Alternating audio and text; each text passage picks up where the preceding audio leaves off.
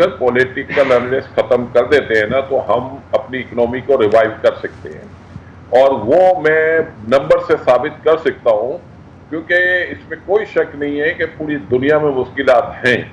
لیکن پاکستان ایک ایسا ملک ہے کہ جو ایکچول یہ جو حالات اس وقت کرنٹ ڈیولپمنٹ ہو رہی ہے اس میں پاکستان اپنے کرائسس کو کنٹرول کر سکتا ہے، لیکن اس کے لیے ضروری ہے کہ آپ آئی ایم ایف سے اپنا ایک پیکج لیں، اور وہ پیکج اسی صورت میں آپ لے سکتے ہیں کہ یہ آپس میں مل کے بیٹھیں۔ اگر یہ نہیں مل کے بیٹھیں گے تو آپ دیکھیں پچھلے 4-5 دن میں آپ کا روپی کافی ویک ہوا ہے،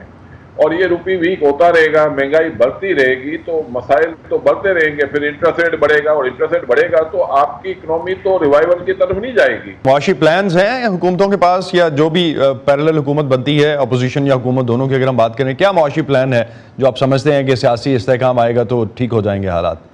دیکھیں، میں یہ نہیں کہتا کہ کسی کے پاس کوئی پارٹی تیار ہو کے بیٹھی ہوئی ہے، کیونکہ پاکستان میں تو یہ ہوتا ہے نا، 4 سال پہلے تو ہمیں لگ رہا تھا کہ نواز شریف آئے گا ہی نہیں اور عمران کنٹینیو کرے گا۔